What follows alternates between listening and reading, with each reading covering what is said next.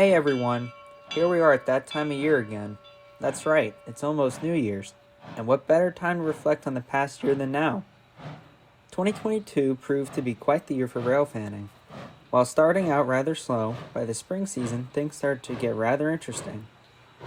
Let's take a few moments to look back at the very beginning of this year.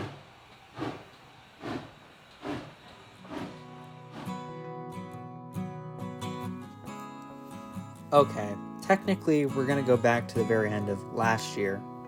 My second upload of the year was actually filmed on December 30th of 2021, when I made a visit and received a tour of the facilities at Port Clinton for the Reading and Northern Railroad.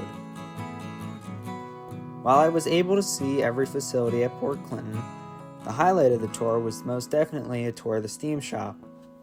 There I was able to see my longtime favorite locomotive, number 425, as well as the famous number 2102, undergoing its final steps in restoration.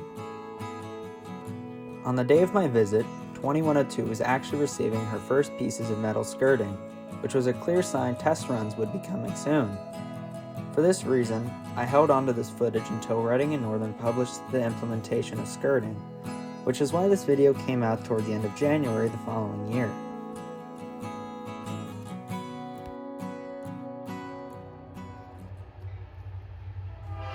Speaking of January, this was the month when I received a new phone, which was an iPhone 13.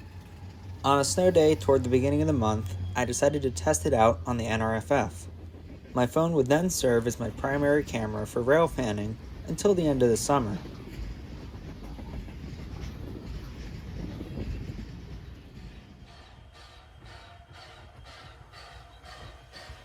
Being deprived of steam by the time February rolled around, I decided to make a trip to the Strasburg Railroad to see engine number 89. This was the first time I had seen this locomotive in person, and even though we almost froze from the winds and cold temperatures, it was definitely worth the visit.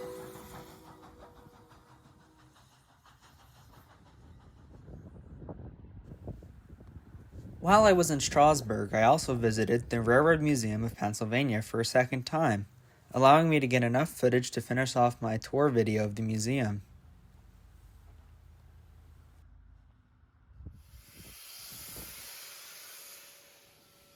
Little did I know, only 2 months later in the beginning of April, the Reading and Northern would surprise everybody by publicly announcing the first test runs of steam locomotive number 2102. This proved to be one of the most epic train chases I ever did, as I was literally able to witness history as the T1 came back to life from a 30-year slumber.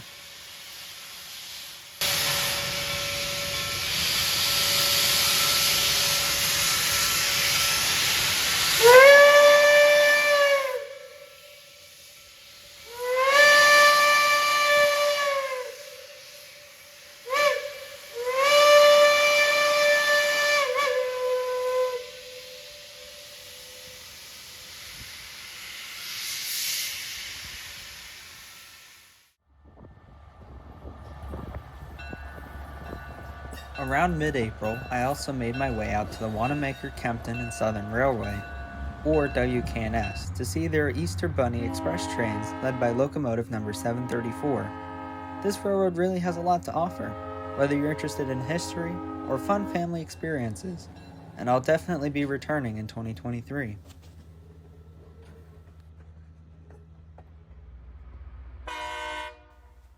Then in the following week, I happened to come across a visitor on the Reading and Northern, the low-ram rail grinding train. This was the first time I'd ever seen a train such as this. My guess is they were preparing the rails for successful reintroduction of 2102 into service.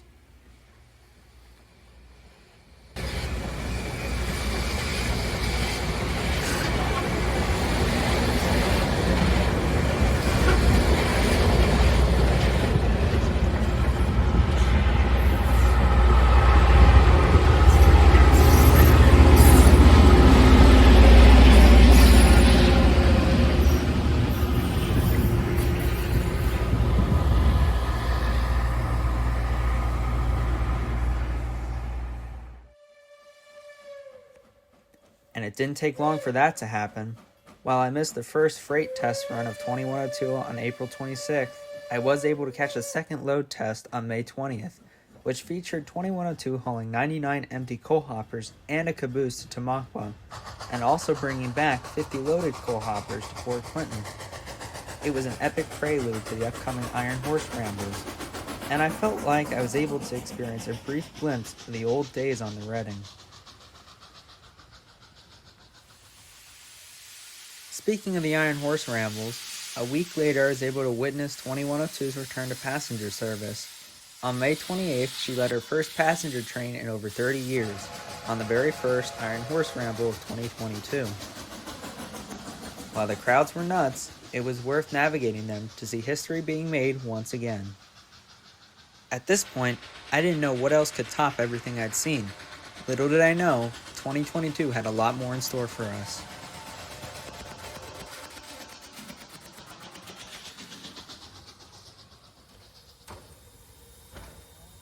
Beginning in June, I went on 2 different traincations with my family. Yes, traincation. It was a train vacation. Side note, a big thank you to my family for going on a vacation specifically with the intention of seeing trains. The first traincation was to Cumberland, Maryland, to see and ride behind number 1309 on the Strasburg Flyer. This was my first time seeing 1309, as well as my first visit to the Western Maryland Scenic Railroad. I will definitely have to return for another visit at some point in the near future.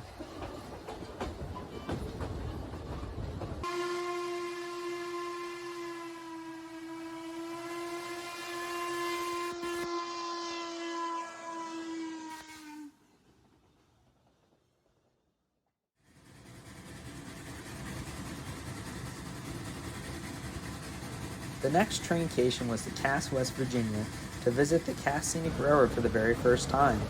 While there, we took a trip to Bald Knob, railfan the Whitaker and Bald Knob trips, saw the Durban Rocket, and, while there, I got my very first cab tour, and witnessed the Parade of Steam event.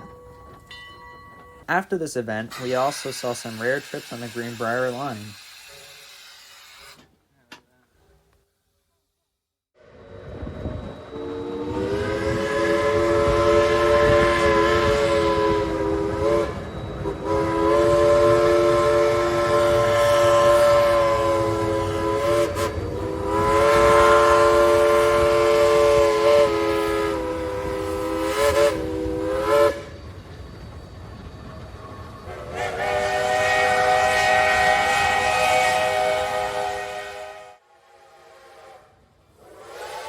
Returning home, I once again made it out to Railfan, the Reading and Northern on the second Iron Horse Ramble.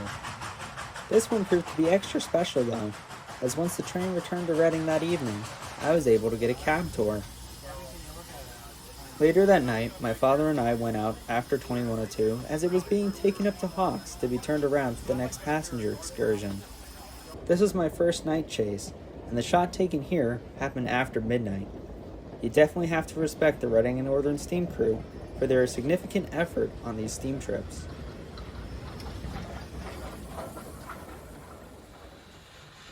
The following week, I also caught 425 on its first excursion of the year.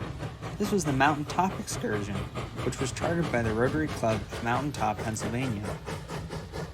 The excursion departed from Penobscot and went to Jim Thorpe, and after a layover, it then returned to Penobscot. During this layover, I got to get a cab tour on 425, as well as capture one of my favorite moments on video, which was a whistle and horn battle between the RDCs, F units, and 425.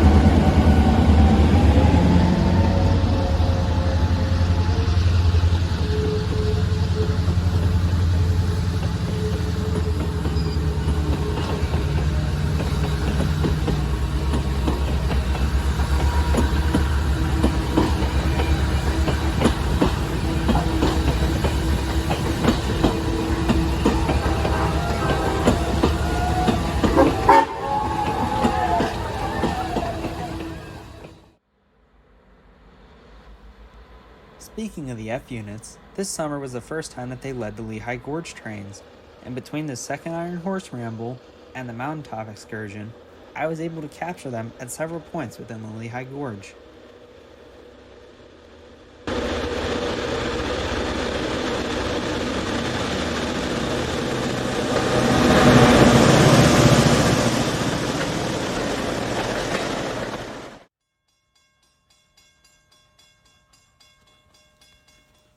During July, I also made a second visit to the Strasburg Railroad. The reason behind this visit was to see Strasburg number 90, as I had never seen this locomotive in person before and wanted to make the most of the opportunity, as she would soon undergo a 1472-day inspection.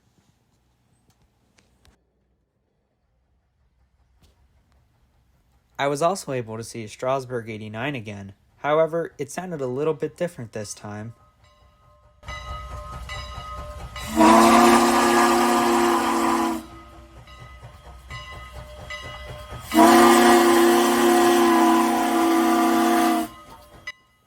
Usually, 89 wears a Pensy or Crosby 3 chime, but this time it was wearing an Illinois Central 3 chime, which is a very deep whistle reminiscent of a steamboat. 89 only wore this whistle for the weekend I was there, so it's definitely some unique footage, and honestly, it doesn't wear the whistle too bad.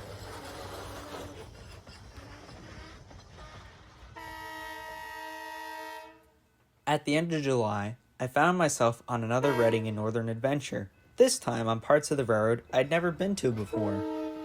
On a specially chartered run by the National Museum of Industrial History, I caught the RDCs as they made their way to Tremont, Minersville, and the Port Clinton Steam Shop, which are all locations that rarely see passenger trains. In fact, it was the first passenger train to Tremont in over 20 years.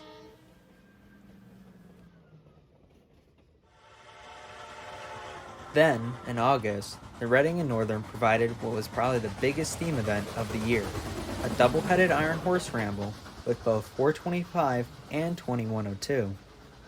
This was the first time the two engines ran together since 1987, and it was an event that rail fans both young and old had been waiting for. I'm definitely hoping for more double-headers in the years to come.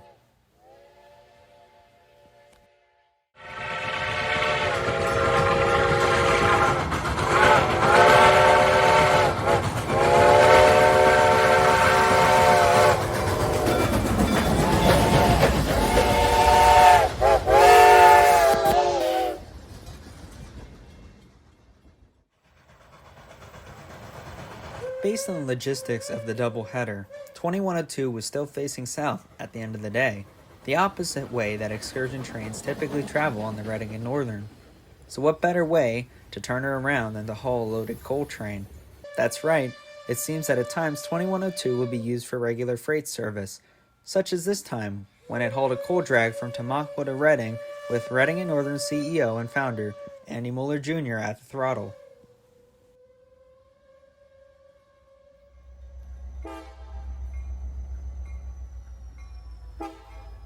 Toward the end of August, I had another surprise railfan chase. On the way home, I happened to catch former Reading Railroad number 3412 on its way back to the Reading Railroad Heritage Museum. They were traveling on the old Pennsylvania Railroad tracks from Temple to Hamburg, which is an extremely rare move, as the only trains that move on this line anymore are trains moving to or from the museum.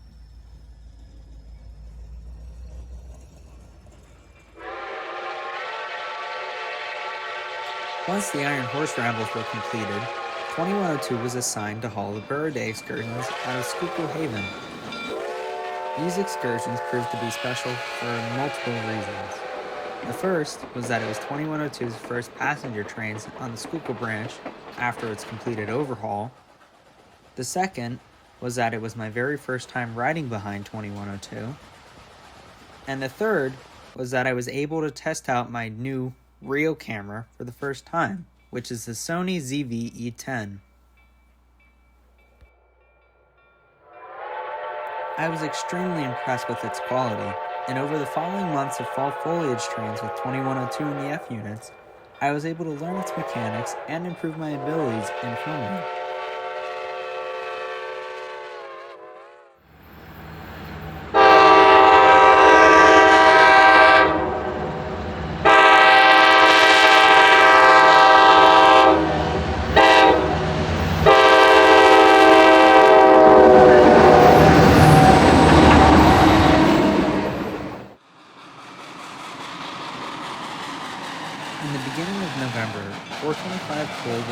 initially thought to be its final passenger train before overhaul, one more fall foliage excursion.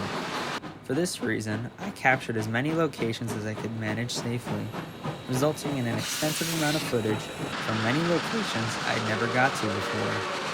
Thankfully, they added some Christmas trains, so we didn't have to say bye to 4.5 just yet.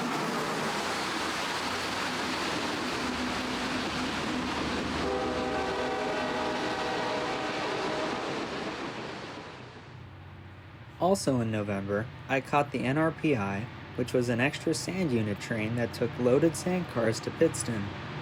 This was a rare daylight freight move that the railroad actually notified the public of. Make sure to stay tuned for an upload of this chase in mid-January.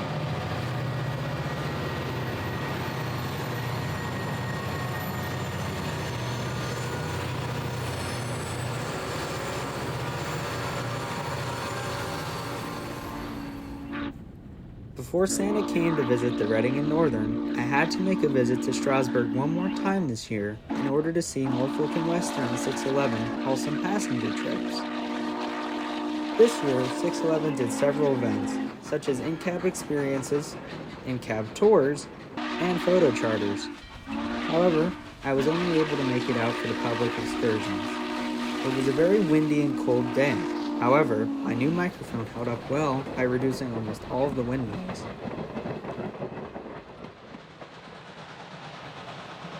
Then, we finally find ourselves back at the Reading and Northern for the 2022 Christmas trains. These excursions would feature the 425 on both the Tamaqua and Reading Christmas trains, as well as C&J 113 on the Minersville Christmas trains. As always, it was nice to see both of these locomotives in operation.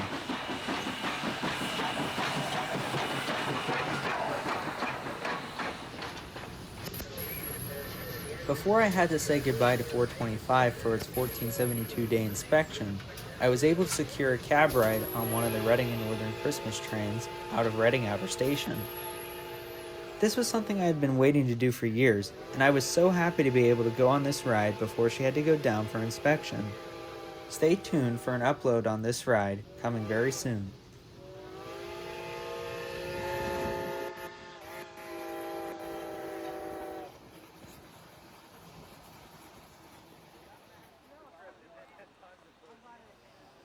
That about wraps up 2022. This channel really has come a long way from where it started at the beginning of this year.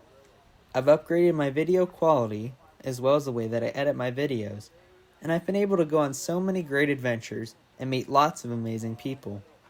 If you liked what you've seen so far from this channel, make sure to stick around for 2023, as we go on even more exciting and more thrilling journeys. Happy New Year, everyone! Stay tuned, and I'll catch you in the next one.